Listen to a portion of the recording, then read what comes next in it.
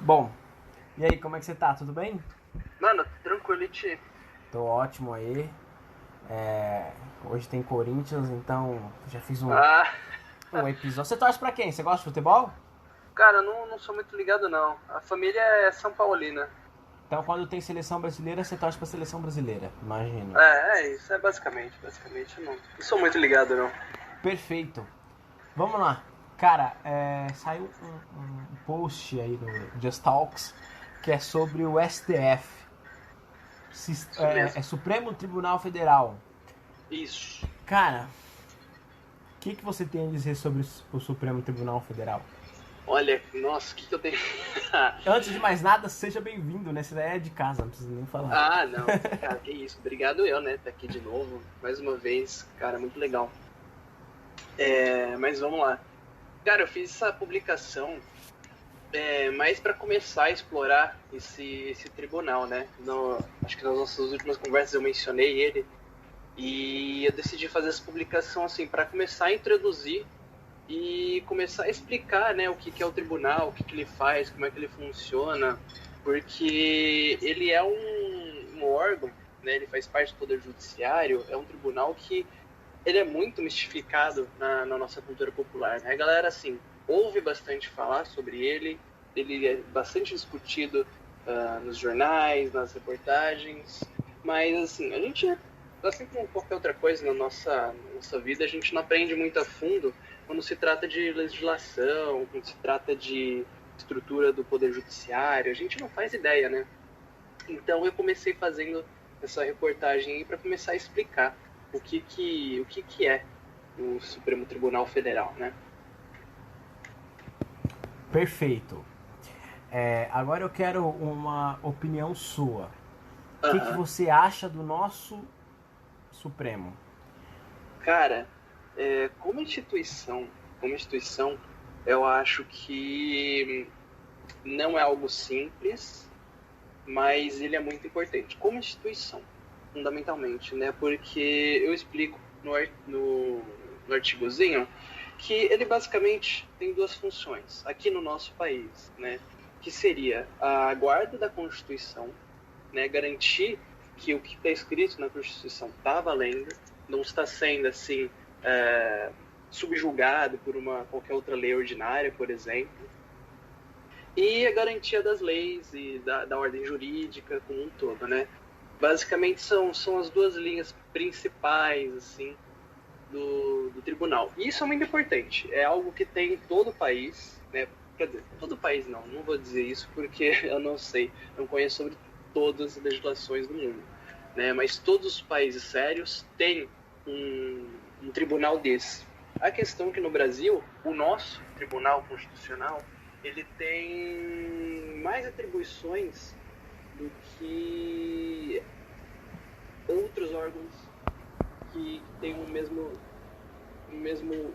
patamar, por exemplo, né?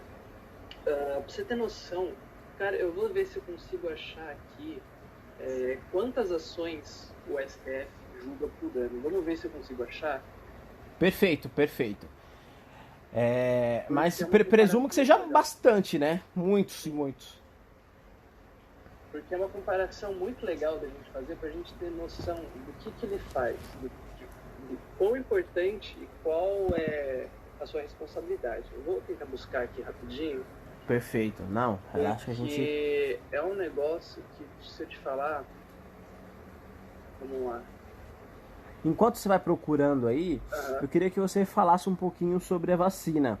aham, Para o pessoal aí, muitos vão lembrar, eu tive um grande papo aí com o Lucas, que a gente falou sobre vacina, foi logo no começo do podcast aqui, em parceria com o Just Talks. O Lucas falou sobre qualquer coisa, pessoal, se vocês ainda não ouviram, é só entrar aí no seu reprodutor de música que você prefere aí e procurar. Eu e o Lucas trocamos uma ideia sobre vacina, a gente já tinha falado sobre se era obrigatório ou não, enfim. Mas chegou a vacina aqui no Brasil e chegou várias vacinas, né? Não só a de Oxford. Na verdade, acho que já é, tinha chego. Só agora que a Anvisa liberou, não foi? isso foi isso. aconteceu?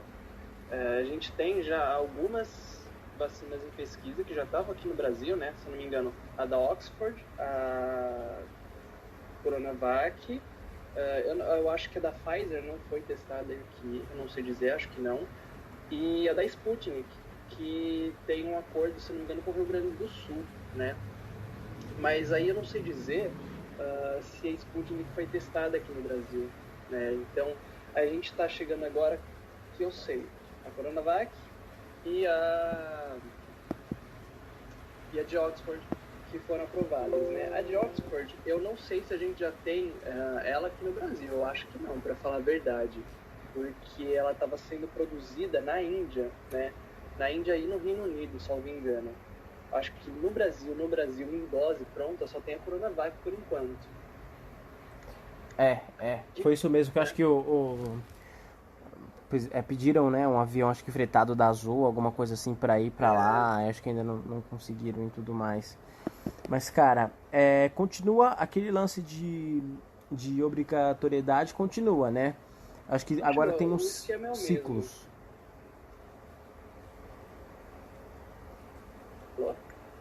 O esquema é o mesmo, né? Isso, o esquema é o mesmo. Não mudou nada desde lá pra cá, nesse sentido, né? A galera que precisa se vacinar vai ser vacinada, né? Quem quiser se vacinar vai, quem não quiser não vai, e tem aquelas sanções. Ninguém vai ser arrastado para ir se vacinar, ninguém vai ser, sabe, tipo, obrigado de alguma forma. Não é assim que funciona, né? Mas, por exemplo, uma coisa interessante que a galera tá falando. Imagina só, você como empresário, como, sei lá, alguém que tem uma empresa, que tem uma equipe de funcionário, coisa assim. Você quer que essa galera que trabalha para ti possa ficar doente e, consecutivamente, sei lá, tem que trabalhar de casa, talvez sendo menos rentável, rendendo menos, quer dizer, né?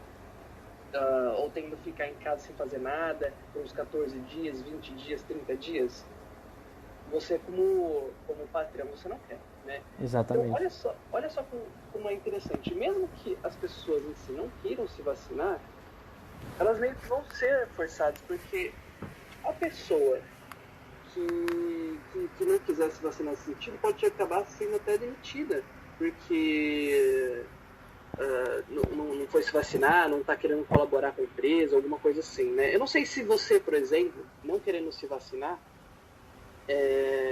pode ser demitido e isso pode configurar como alguma justa causa.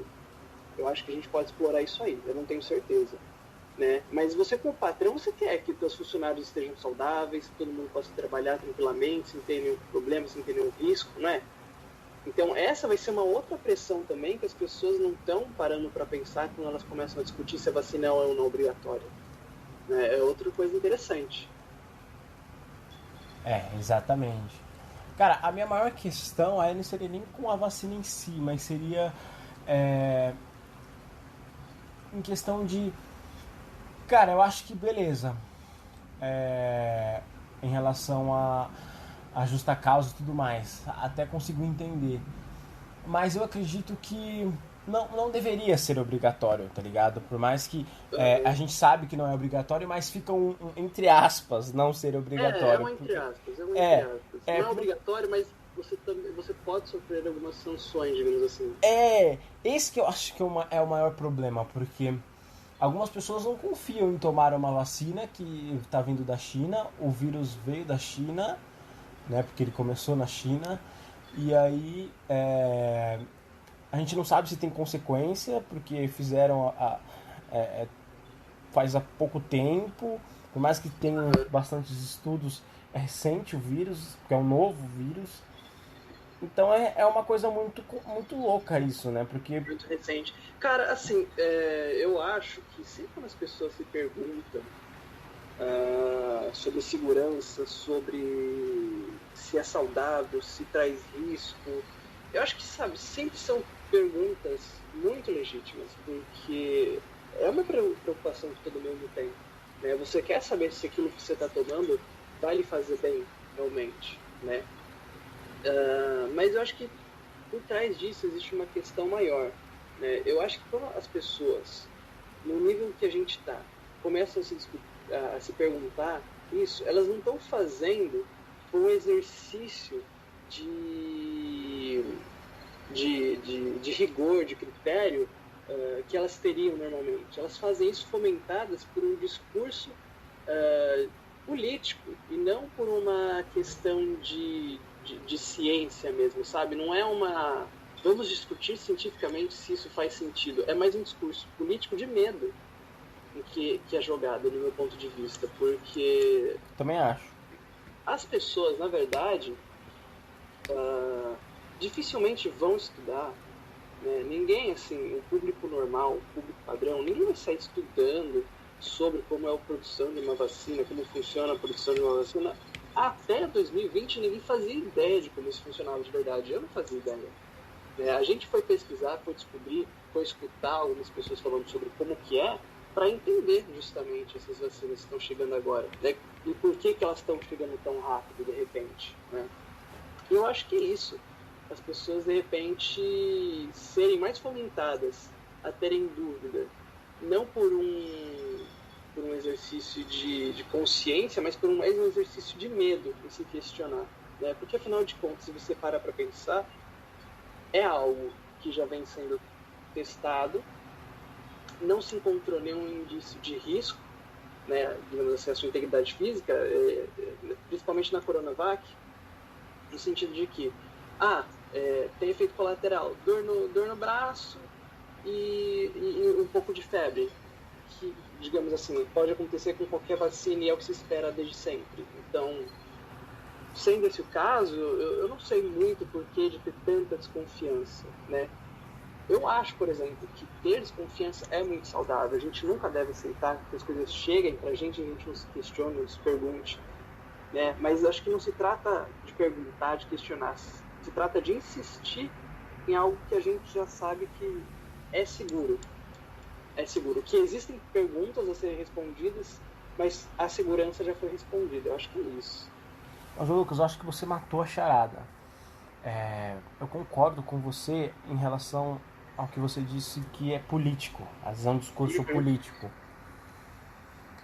É complicado, né? Porque você vê que a política é um bagulho muito sujo, né? Eu evito falar sobre política, mas acontece que, de uma certa maneira, tudo gira em torno da política. Isso é muito, muito doido, né? Mas eu tenho essa sensação. E assim, o problema é que todo mundo faz política. Aí a gente vê o governador fazendo política, o presidente fazendo política. Como você vê isso? Porque parece que todo mundo tá olhando para 2022, entendeu? Todo mundo é 2022, tipo, calma, não é, gente, não é por aí, cara.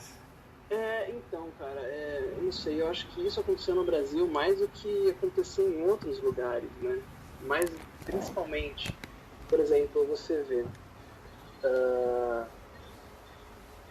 nas últimas eleições no Reino Unido, né, em que, salvo engano, elegeu lá o parlamento e depois o parlamento elegeu o primeiro-ministro.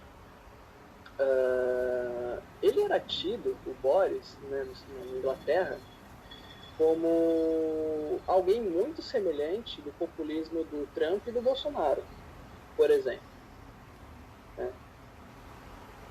No início da pandemia, houve uma negação, houve calma, não é bem assim, não, tá tudo certo, como foi no mundo inteiro, como foi nos Estados Unidos, como foi no Brasil, como foi na própria Inglaterra, na Alemanha. Mas logo depois, o Boris mudou muito esse discurso. E ele, assim como outros líderes mundiais, vamos colocar assim, de aspas, né, como, sei lá, Angela Merkel, o Macron, conseguiram ver na sua popularidade um aumento muito grande, né, porque eles foram vistos de uma certa forma paternalista. Eles agiram com discursos de defesa do povo, porque agora eles tinham um inimigo comum para defender, né, que todo mundo concordava em que tinha que se lutar, por exemplo, contra o coronavírus. Então eles usaram isso de uma certa forma política. Foi político isso, né? Todo mundo se beneficiou politicamente disso. A questão é que no Brasil isso não foi algo homogêneo, foi muito heterogêneo. Em cada estado teve uma abordagem diferente. São Paulo foi diferente do Rio de Janeiro, foi diferente do Rio Grande do Sul, foi diferente da Bahia, foi diferente do Amazonas, e todos os estados que foram diferentes da esfera federal, do presidente da República. Então, quando você vê todo mundo querendo, de alguma forma, crescer sua popularidade em torno desse inimigo comum, que era o coronavírus, você tem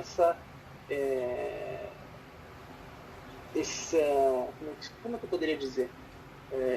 Essa impressão de que, ainda mais no Brasil, isso foi mais político do que em outros locais. Né? Porque não é só um ator político surfando nisso, são vários tentando e competindo entre si para surfar nisso. Né? É o Dória tentando surfar agora com a Coronavac, é o Bolsonaro, que antes tentava, que ainda continua tentando, né, negar a pandemia, fala que é só uma gripezinha, que o pessoal, né, que os outros governadores estão querendo tolir as competências dele, por exemplo. É o governador do Amazonas, cedendo as expressões populares, sabe? Então, eu acho que no Brasil aconteceu exatamente a mesma coisa que aconteceu em todos os outros países. A diferença dos outros países é que houve uma certa homogeneidade dentro dos países da condução da pandemia, enquanto no Brasil houve essa heterogeneidade da condução da pandemia que criou vários interlocutores políticos para essa disputa. E por isso parece ser mais gritante aqui do que em outros locais. Eu acho que é isso, basicamente. Exatamente. Eu vi que você falou aí sobre algumas no caso do Reino Unido, você falou também do Macron lá na França. Uhum. Eu lembro que acho que faz uns 2 meses, Gavin Newsom, se eu não me engano, governador da Califórnia, foi Califórnia, Flórida, não lembro, mas é um desses 2 estados lá nos Estados Unidos. Ele super defendia o lockdown, aquela coisa, stay home e tudo mais. Só que ele foi visto num restaurante super luxuoso com um monte de gente. Eu acho que o problema dessas pessoas, assim, que se diziam a favor das pessoas ficarem em casa e tudo mais, aquela coisa que o Dória falava, fica em casa que economia a gente resolve depois. Aí eu acho um problema. Eu entendo essa coisa de temos que cuidar, mas eu acho que o principal é o seguinte: cuidar das pessoas que estão no grupo de risco. Eu acho que esse foi o maior erro, né? De fecha tudo, não teve comprovação que o lockdown, os resultados do lockdown, ninguém mostrou isso pra gente. Fecha tudo e depois a economia a gente vê depois. E aí agora a gente vai pagar o preço. Então, isso eu fiquei, ainda ficou engasgado, sabe? Essa galera do fica em casa. Aí por isso que às vezes o discurso do Trump e do Bolsonaro seria um discurso tão frio, por assim dizer, né? Entre aspas, porque eles estavam pensando em dinheiro, estavam pensando na economia. Mas de uma certa forma eu entendi. É claro, aquele discurso do Bolsonaro lá no começo da pandemia é totalmente ridículo. Aquele discurso de eu tenho porte de atleta, que ele falava assim, completamente ridículo.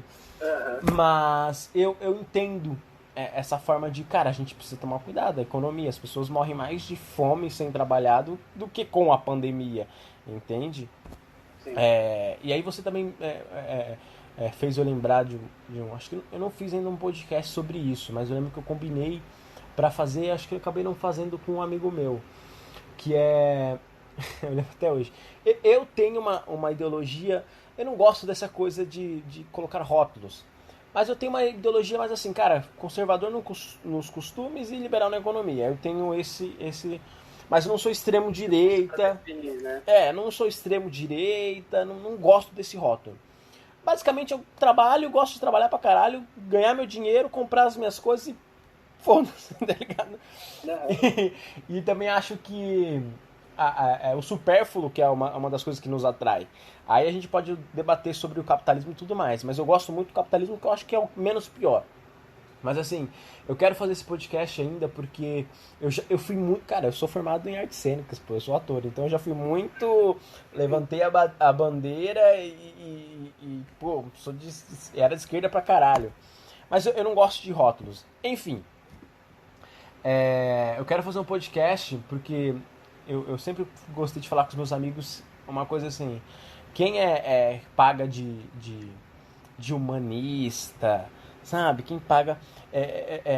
Eu até brincava com os meus amigos, é mais fácil para pegar mulher se você. Nossa, se você dá uma de humanista, nossa, eu escuto rap, não sei o quê. Porque a galera de direita sempre tá na economia ali, entende? Uhum. Você entendeu? O que você acha disso tudo? Dessa coisa dessa galera que fica em casa, economia a gente vê depois. Cara, acho errado e certo. Porque, primeiro que você não pode pensar em economia sem as pessoas. Então, por exemplo, numa hipérbole, claro, né? Numa situação, uma doença extremamente contagiosa e, na maioria dos casos, letal. Obviamente, você tem que pensar que as pessoas têm que se isolar, porque não adianta você querer reclamar que a economia vai ficar uma merda, sendo que depois as pessoas vão morrer e não vai ter quem desfrutar ou contribuir para a economia. Mas, obviamente, esse não é o caso do coronavírus, né? No começo, eu acho que esse era um pensamento que fazia muito mais sentido, porque a gente não tinha tanto conhecimento sobre o vírus quanto a gente tem hoje.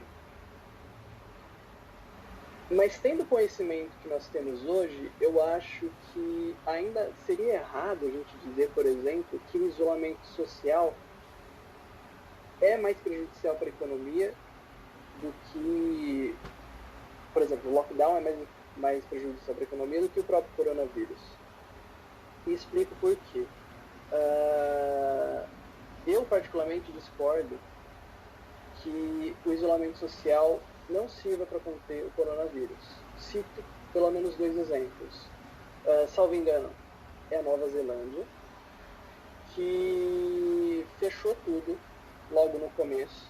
Fechou o país mesmo, a galera não ia trabalhar fisicamente. E por lá eles conseguiram conter o vírus. Tanto é que no final do ano eles praticamente estavam comemorando o ano normalmente. Eles estavam vivendo tranquilamente, sem nenhum problema. Ou seja, eles sacrificaram, 2 semanas, um mês, para depois terem meses tranquilos, sem precisar, por exemplo, ficar fechando e ficar rediscutindo, e a galera ficar redebatendo, e a galera ficar com medo e gastando mais com o hospital, gastando mais com assistencialismo, por exemplo. Outro país também, em comparação, a França mesmo. Na verdade, acho que dá para falar assim, num geral, os países europeus, que no começo do ano de 2020, ali, viram os casos aumentarem, fizeram isolamento social, viram os casos depois regredirem, ou seja, eles conseguiram comprar tempo para planejar e melhorar a economia, para as pessoas poderem se adaptar.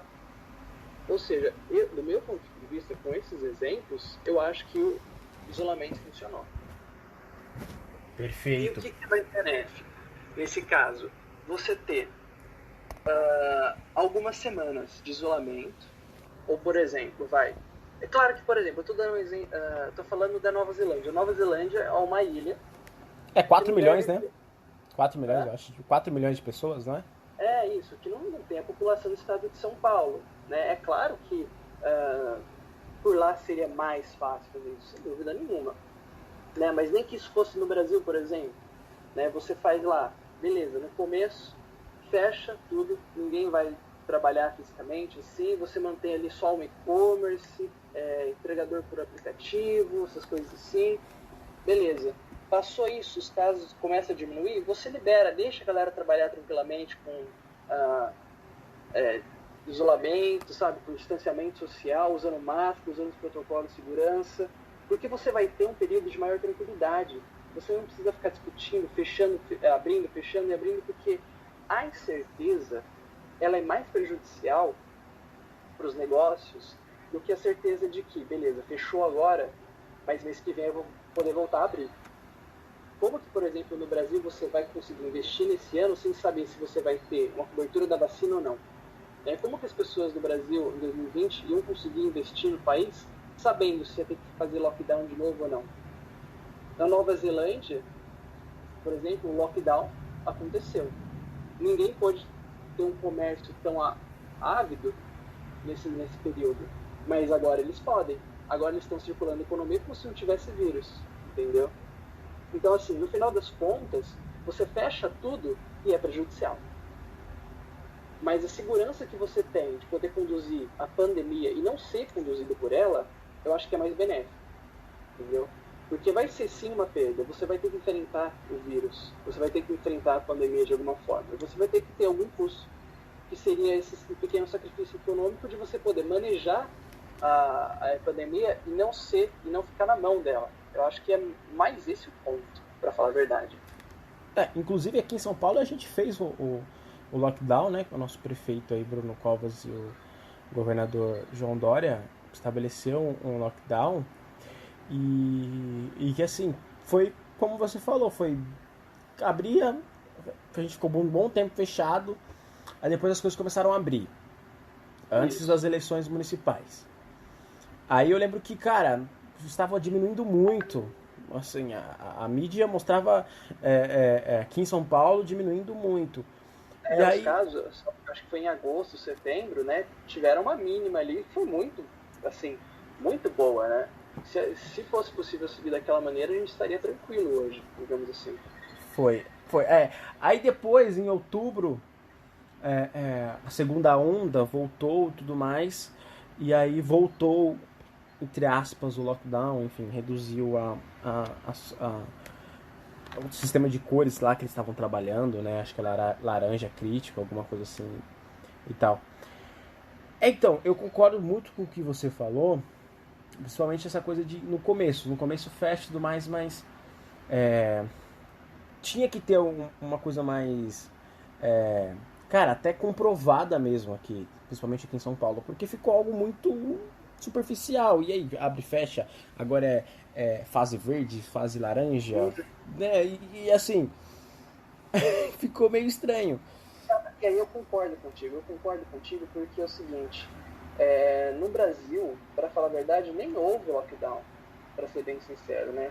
A gente não teve essa coordenação de estabelecer, olha, gente, vamos fechar mesmo e vamos seguir assim, a depender de como está dando contágio. Por exemplo, sei lá, na capital paulista está mais grave, então vamos fechar aqui. Aí semana que vem a gente já muda a chavinha, por exemplo, e agora as cidades do interior na circunscrição assim, da capital fecham, entendeu? Para você evitar justamente esse contágio, mas a gente não teve isso. Foi descoordenado regionalmente e nacionalmente, né? Então, você vai, sem dúvida nenhuma, ter esses problemas, né? Isso não foi bem feito em lugar nenhum no Brasil. Eu sinto que nós temos... faz tempo que a gente tem presidentes bastante populares, assim, com Lula e com Bolsonaro, enfim. Mas eu sinto que falta liderança, sabe? Eu não vejo o governador de São Paulo, João Dória, como esse líder. Eu acho que um líder ele tem que dar um exemplo, ele não tem que colocar a sua cidade em lockdown e ir viajar para uma cidade, para um estado que é Miami. E é onde não estava fazendo lockdown, Miami, Flórida, lá nos Estados Unidos, ele ia viajar na época de final de ano, e foi o estado e a cidade que mais tinham coisas abertas, mas o comércio estava aberto. Então, assim, eu também acho que falta essa liderança. E, tivemos presidentes populares aí, só que eu não sei se você concorda comigo, quero até ouvir sua opinião, mas eu acho que falta liderança, cara. Eu acho que liderança é uma coisa muito difícil, não consigo ver uma pessoa que tem liderança agora, mas, cara, é ser líder, sabe? É você defender a sua população. Eu não vejo isso nos últimos presidentes que a gente teve. Não, eu concordo porque a política no Brasil, ela ficou extremamente polarizada, né? Então, as pessoas tem tido muita dificuldade de não pensar de forma binária. Seja isso da população, como nos próprios políticos, né? Até hoje, o PT acredita numa candidatura do Lula, por exemplo. Eu não vejo isso como faz qualquer sentido. Eu não entendo isso politicamente. Qual que é o cálculo que eles fazem para achar que isso é de alguma forma viável? Entendeu? A gente não consegue, com essa polarização, ter alguém que consiga unir elos de todos esses aspectos e falar, olha, sob essa bandeira a gente consegue ir junto. Porque você precisa de um líder para fazer isso. Você precisa de alguém que diga, olha, nós temos nossas discordâncias nesses pontos, tudo bem, mas sobre essa bandeira aqui a gente consegue seguir juntos. E você não tem ninguém no país que consiga fazer isso, porque a polarização é tão grande que não abre margem, né? Eu não sei se você... Acho que as pessoas devem conhecer assim de cabeça aquele esqueminha. Sabe quando você faz um círculo, aí tem outro círculo, sabe? De forma que tem aquelas áreas de comum. Sabe como se sobrepõe um ao outro? A gente não consegue isso porque esses círculos estão muito afastados. E aí você conseguir criar um líder que preenche esse espaço entre esses círculos é praticamente impossível, né? Alguém que tenha carisma, alguém que tenha ética e vontade para fazer isso é muito difícil. E aí eu concordo com você, falta quem faça isso. Eu acho que falta mais isso que a gente está fazendo, cara. Eu coloquei minha opinião aqui nesse podcast, você colocou a sua, e, cara, a gente se respeita um ao outro, você está sempre aí no meu podcast. E como você falou, o mundo, eu acho que até posso até estender um pouco e falar que o mundo está polarizado, né? Eu fiz um podcast aqui, e às vezes eu faço um podcast falando qualquer assunto, sei lá, eu falo direto do Dória, eu acho ele um governador mascarado. E aí eu falo mal dele, depois eu falo mal do Bolsonaro. O pessoal que é a favor do Bolsonaro reclama que eu fiz metendo pau no Bolsonaro, e quando eu fiz metendo pau no Dória, tem essa certa... E quando eu meto pau no Lula, enfim, o pessoal reclama. Então a gente vive num mundo muito polarizado, e que você tem que ser X ou Y. Você não pode ser... Isso mesmo. Cara, e se você é neutro, você é em cima do muro. Porque é como se você criticar automaticamente na cabeça das pessoas, você tem que concordar com o outro.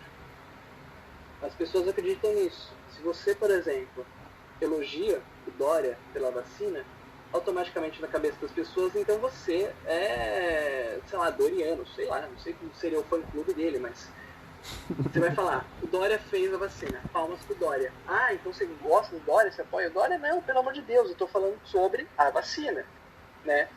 Ah, o Lula fez o ProUni. Ah, então você é petista, você gosta? Não, eu estou falando sobre o ProUni.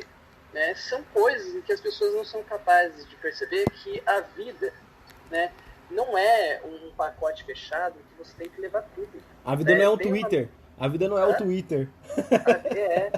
Exatamente. Tem uma metáfora que eu acho que é excelente para explicar isso. As pessoas acham que a vida é uma caixinha de bombom que você tem que comprar tudo que está ali dentro, né? Quando você compra uma caixinha de bombom, sei lá, não importa se é da Lacta, se é da Garoto, se é da Nestlé, tem os bombons que você gosta, mas tem aqueles bombons que você não gosta, né? Você come o que você não gosta, deixa pra lá, né? Sei lá, outra pessoa na tua casa come. E é isso, a vida é isso. Quando você compra uma caixinha de bombom, sei lá, você vai comer um sonho de valsa, mas você vai deixar o choquito de lado. Ah, gostei muito dessa metáfora, porque é real, né? Quem nunca comeu um bombom... Você compra a caixinha de bombom, você tem que levar tudo, você tem que concordar com tudo que tá ali. Não é assim que funciona, né? A polarização acredita que, se você compra a caixinha da Nestlé, então você deve odiar a da Garoto. E você nunca pode comer um bombom da caixinha da Garoto, porque senão você é um hipócrita. Entendeu? E assim, eu tive bastante colegas, cara, que eram pessoas que nunca tive atrito nenhum e tal. E dependendo do podcast que eu postar, a pessoa fala, nossa, eu nem escuto o podcast. Ela nem escuta e já sai metendo pau. Cara, calma. E às vezes eu só coloco como uma frase ali, como marketing, só pra ter um clickbait, que é natural, todo mundo faz isso. É um natural do mundo que a gente vive hoje pra criador de conteúdo. Mas as pessoas, tipo, cara...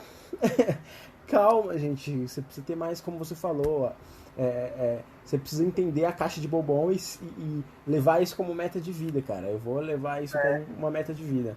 Eu lembro também, na eleição de 2008, foi que o Obama venceu, o primeiro mandato dele. O rival dele, o republicano, que acho que até faleceu em 2018.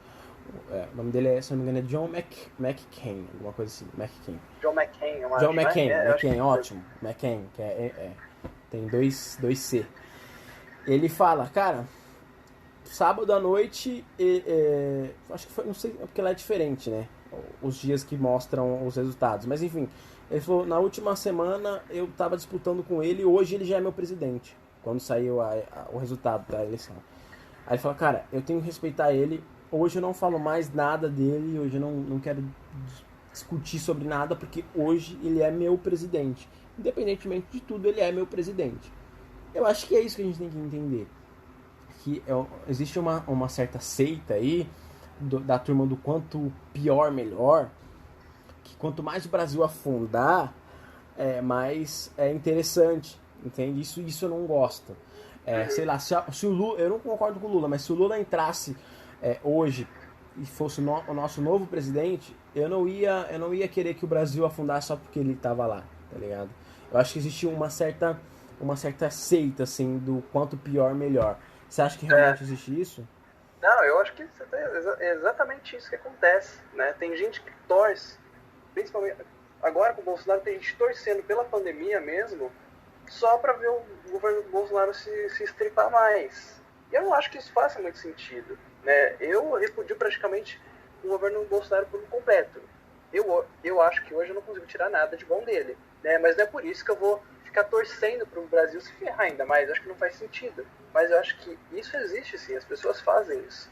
Elas torcem literalmente contra o país só para ver aquele que está ali no governo momentaneamente durante 4 anos se ferrar. Eu acho que é isso mesmo. Cara, que papo bom. Passou aí 40 minutos e eu nem vi. Cara, é sempre muito sólido nossas conversas, mano. Muito Legal, bom. muito bom. E assim, você vê, galera, a gente tem opiniões diferentes e mesmo assim a gente tem um diálogo bom, respeita o outro. Eu acho que é esse o propósito do podcast, cara. É esse o propósito. A Gabi vem aí e a gente fala sobre diversas coisas. Ela tem a opinião dela sobre o feminismo, eu tenho a minha. E, cara, a gente é amigo, a minha melhor amiga, a gente troca muita ideia. Isso é muito legal. E é isso, é evoluir. Evoluir. Às vezes eu tenho um pensamento que tá enraizado. E aí eu escutando a outra pessoa, escutando você, eu posso, poxa, ele tá certo nisso daí, deixa eu mudar meu conceito. Eu acho que é o que falta hoje. Entende? Acho que é o que falta hoje. E Tá aberto, né? Porque as pessoas, elas debatem pra vencer. Meu pai sempre me dizia isso, né? Você não tem que discutir com uma pessoa para você vencer. Você tem que discutir com a pessoa para você convencê-la ou se convencer. Você tem que escutar, né? Você não escuta a pessoa, você deixa ela falar para quando ela acabar de falar você começar a vomitar coisa em cima dela. E não é assim que funciona, né? A gente não tem que vencer numa discussão, né? Não é, por exemplo, como o Bolsonaro falando, mas uma que o Bolsonaro ganha, né? Não é assim. A gente tem que vir aqui, conversar e entender o lado do outro, né? Eu tô aqui entendendo o teu lado, você tá aqui entendendo o meu. Eu acho que é justamente isso. Porque não adianta nada você falar e eu não escutar, eu falar, você não escutar, né? A gente vai ter vindo aqui, perdido nosso tempo e não vai ter construído nada em cima disso. E sabe o que é foda? É que se você vê, sei lá, se você liga a televisão, você vê a mídia de modo geral, você vê opiniões, né, de influenciadores e tudo mais, ou debates, você percebe que as pessoas não deixam as outras pessoas falarem, né? Fica uma coisa muito louca, porque como você falou, é raro você ver uma pessoa que deixa a outra falar e depois coloca suas ideias com calma, com clareza. É muito difícil. E hoje em dia, com essa coisa do Twitter, da rede social, desse mundo polarizado, isso aumentou cada vez mais. Eu só curto, eu só leio, eu só me inscrevo em coisas que eu acho que fazem sentido pra mim. E eu não escuto mais o outro lado. E quando eu escuto o outro lado é pra detonar o outro lado. Isso realmente é muito triste, cara. E é consequência do mundo que a gente vive hoje. Cara, interessante. Nosso podcast hoje foi muito bom. Muito, muito terapêutico. Culpa do host. Bom, muito obrigado. Espero a gente fazer essa semana mais um podcast aí. Maravilhoso. Semana que vem, com certeza, a gente vai ter muito mais assunto para falar nesse Brasilzão aí, que sempre tem assunto atrás de assunto.